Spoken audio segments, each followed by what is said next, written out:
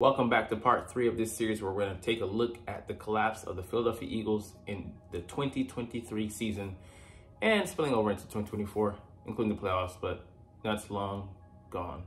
Today, we're going to look at the coaching side of things. What's up? It's your boy Cintron coming back at you with another analysis video, and I kid you not, that's my real name. Like I said, we're going to look at the guys teaching the players how to do what they do and how inept they were.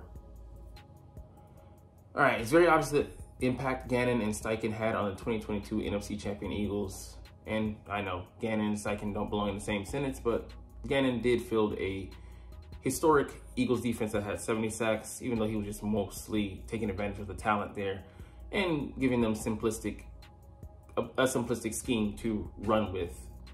He was gifted that. Steichen, on the other hand, you could see that he was the brainchild behind the offense on the Eagles outfit, and when he left, pretty much all things went to shit there. According to 2 current NFL coaches and 2 former NFL coaches, NFL teams run similar things. That's no great revelation. Of course, we know, the West Coast offense might have its variations, but they all can be traced back to Bill Walsh and Shanahan and LaFleur and all those guys just weren't running a deviation of the same root system. It's a matter of how teams disguise their plays offensively and defensively with movement, motion, and formations. And for me, this is the problem on offense and defense. Offense, we're too bland, too vanilla. Don't use motions. Don't use various number of formations to assist our receivers, scheme them open, as they say. And on defense, we don't hide enough. Don't disguise well enough so that offense just pretty much can say, hey, point them out, look at there. Nothing pretty much changes pre-snap and post-snap. Gannon and Steichen knew how to mask schemes. Gannon, debatable, but he knew how to unleash that front four, I'll say that at least. And do enough on the back end. He did have some more tools. We'll get to that later, but yeah, you don't have to, make it overly complicated. Apparently Johnson and defensive coordinator Sean decided we're not as good at the facade game. Sean, you got to give the guy more tools to work with than that. I believe, given time, he would have more success, as we might look. We're going to look into with him on some connected news later. In a glaring display of hubris before the season opener, Sirianni said this about the offense. I'll summarize it up. He pretty much just said, we're not really concerned about innovating this offense. We're concerned about adding wrinkles onto the offense that we pre-established in 2022. It's already, a finished product. Let's just add some seasoning. But you took away the offense that was mostly used in 2022. So we went with just really a stripped down version, vanilla, pure vanilla extract, if you will.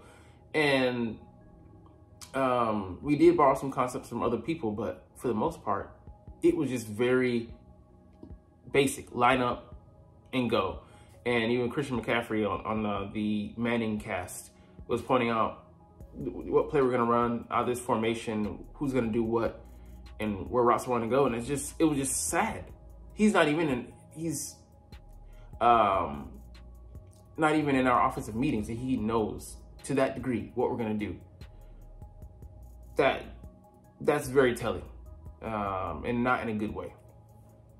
So, yeah, I don't think it's anything new. It's about how do we get better at what we're doing already. So what you did this year wasn't good. If they would look to improve on 2022 stuff, sure, but I know they were reticent to try and use it because they felt like, they would have had a beat on them, but you have to go to something that works at least. And just look, the offense, we could hit in spots where we just never were able to get in sync. And I know that's Brian Johnson running Nick Sirianni's scheme. Why didn't we ever see Brian's ideas? Was that not, what you wanted to cover in the offseason? The fresh ideas that you spoke of? I'm sure he had a plethora of them. He ran the Florida Gators offense for 2 years, I think from 2020 to 2022. Before taking over as quarterbacks coach in the 2022 season. So it's very confounding. You're talking out of 2 sides of your neck.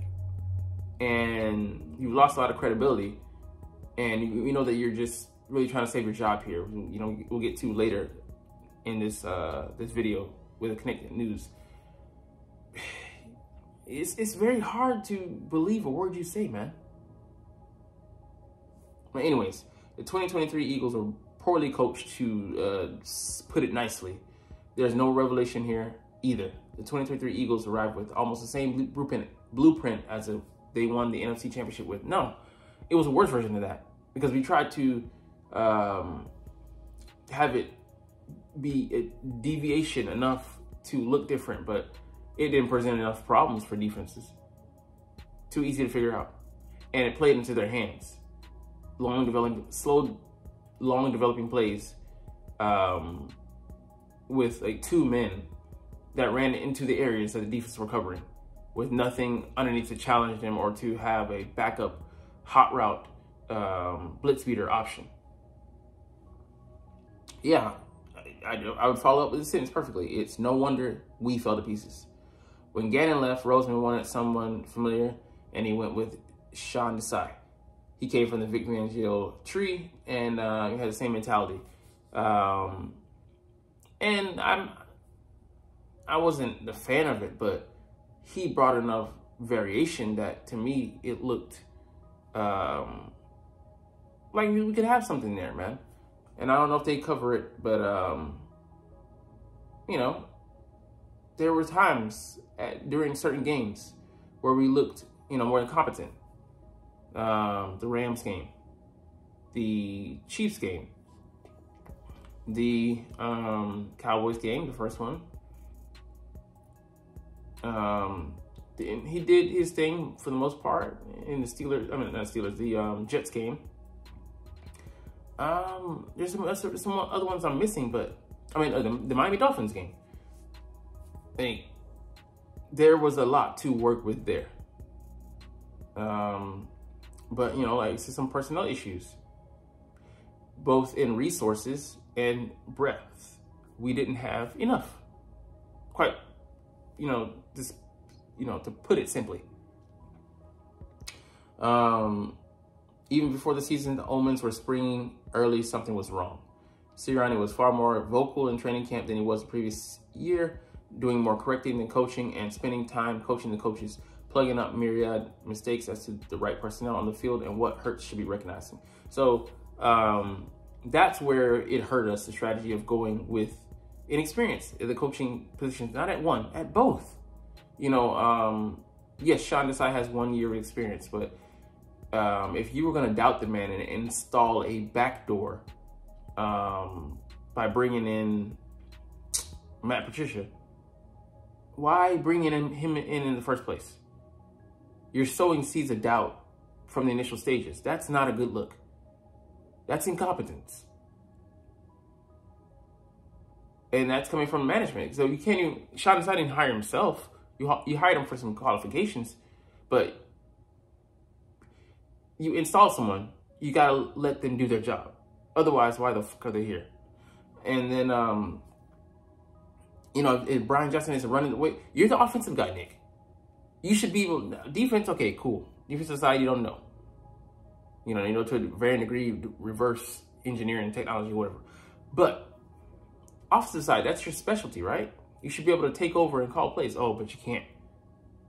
In 2021, Shane Second had to take over midway through, and he finished the job. And then going into 2022, he was firmly entrenched, planting his flag. So correcting and coaching, like, this shows me that, you know, like, you made a mistake, you misdiagnosed the problem, and you didn't have the correct solution. And then you want to overcorrect. No, when you're overcorrecting on something, that means you were doing a bad job. You didn't teach it right. You didn't give the proper tools. You know, you didn't hire the right personnel. If you're making a mistake, don't commit to it. Admit your mistake early, correct it, and try to improve and move on from there. You don't keep trying to throw water off of a sinking ship. You abandon ship and get to a new one. All right, that sloppiness spilled over into the season opener against Bill Belichick and the New England Patriots. As a refresher, decide, okay, he allowed him, cool. Because, I mean, Bill Belichick had a lot of time to prepare for the offense. You give him that. But, like, time management, these issues were still going on in week 18 in the playoffs. We never corrected these issues, and that's on coaching. But that's the philosophy, like I said, that's the philosophy that you guys wanted. It's bend but don't break defense. And like I said, I'll give it a pass, but if that's the philosophy you're going with, why get mad? We didn't have pieces. We lost, Nakobe Dean halfway through, and then who's his backup coming in?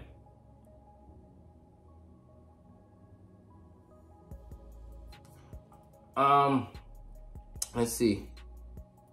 It was a microcosm of the 2023 season. Basically, them having to burn timeouts, wrong personnel on the field, not making use of our star tight end. Tailback who was forgotten had 2 touches to Gainwell's 18. That's on Nick. He's saying who he wants in there. All right, in the 2022 Super Bowl season, the Eagles owned the second quarter. So we didn't. We were a top 10 scoring team in 2023. And we didn't produce nearly enough points. 97 points, 110 points less. 21st in the NFL. So we were money last year. That was our quarter. We outscored some teams based on just, I think, the second quarter alone last year. 207 points. It was crazy. Yeah, NFL high. So we couldn't push the right buttons. And Brian Johnson was working with someone else's offense. Inexperience, of course. But Nick, I just want to believe that, we're prioritizing, explosive plays. Because we just randomly go for certain things when we had, the advantage on the drive, or we were deep in the enemy's territory, and just would stall out because we're not prioritizing the run game. We're sequencing the plays, And at some point, I think, Nick definitely took over, or he was like, just shotgunning the whole thing. You're like, what the hell is going on? Confusing. That's confusing. Not just for, not just to look confusing, and it is, like, for the players as well. Chain of command. Who do I defer to? Who am I listening to? Who am I talking to? That's chaos. The antithesis of an organization. The reason you have that is because you want things in order. That's out of whack. So did the Eagles adjust to anything in 2023? Nope.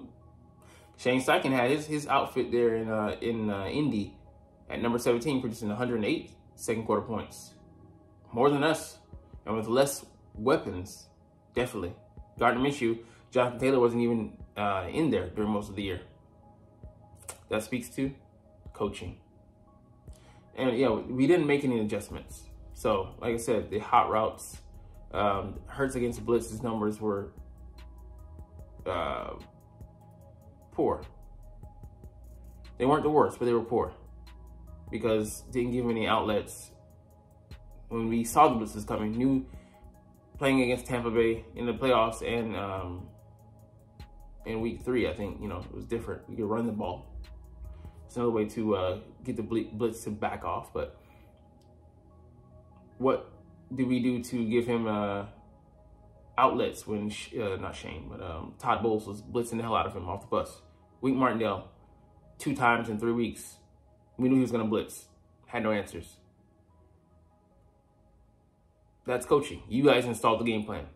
Players can tweak things. They can call audibles, but you were designing literally the plays, the design of the play. the way it's supposed to go, the way it's supposed to attack the defense, the way it's supposed to set up a receiver, open him up. That's you. You're responsible for that, to put the players in position to be successful.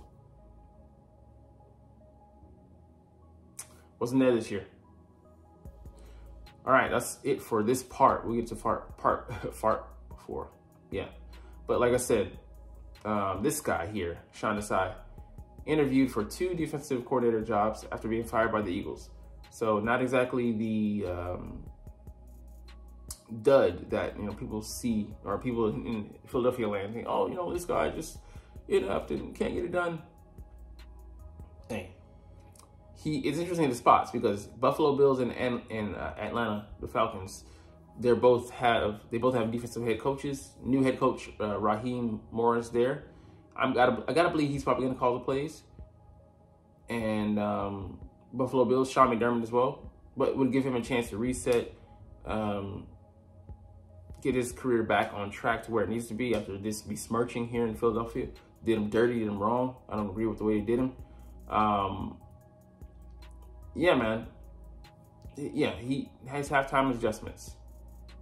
We're good, man. Combined 6 second-half points. That's wild. They somehow lost faith and gave power to this man. Crazy. But I'd be interested to see how he's able to make use of the personnel there. Like I said, he may not be calling plays, but some of his ideas were definitely going to be used there, and stratagems and such. The guy's a brilliant guy, brilliant mind, and we handicapped him by not giving him enough resources, as well as not enough power to truly employ the strategy I think he wanted to go with. I'll say that to the day I die. But I hope he lands on his feet, man. He deserves definitely another shot, and I hope he's successful. Not just to throw it in the faces of the Eagles, but yeah, it'd be a good reason. Respectable cat, man. Took it like a champ, and I know I couldn't have been that professional. All right, last news we're gonna get to here. Eagles hire Kellen Moore as offensive coordinator, so he's slated to get the job. The coordinator, Vic Fangio, has officially signed on board, so welcome to Philadelphia. We'll see and analyze how you can be better. But this guy here, man, he was offensive coordinator for Dak Prescott in Dallas land, there in Texas under Jerry, for 3 years, man. And they had from 2021 to 2023, at least over the course of 2 years, they had the top scoring offense in the league. And 2022, they had the number 7 run game and the number 1 passing attack. So, man, I know 2021 and I think this year with the Chargers, they were unbalanced with the passing game. I think like 60% and upwards, 42%, I think maybe the best we could hope for in 2021, but skewed. It was 51 and 49 in 2022, so hopefully it can resemble something of that. And I don't know if we're going to be bringing back DeAndre Swift, the Philly Flyer, back here, Agent Zero, because why would you want to re-sign here and they don't really want to use you? But we shall see. I'm open to, his ideas, and I think he'll have the passing attack popping, and we won't have, the issues of worrying about how the routes are developing and being too slow. So we'll see, but there's a lot to like about Kellen Moore. He's a young cat, former player as well. But over Brian Johnson, he has the advantage as far as he has actually not just called plays, but directed top 5 offenses over the course of his duration there in Dallas. So a lot to hope for. Hopefully the run game, it'll be interesting to see what moves they make and who they maybe bring in draft free agency to see how committed they are to it. But anyways, we'll get up out of here. But you're not even watching though, but it's all good because I love talking about the Eagles and I love making these videos. So we're gonna chunk the deuces officially, but as always, it's Fly Eagles Fly, and let's motherfucking go. Like, comment, share, subscribe if you want. Thanks for watching. Check me out at Cintron Cintron Anime, Cintron Life, or Cintron Laughs, or other social media.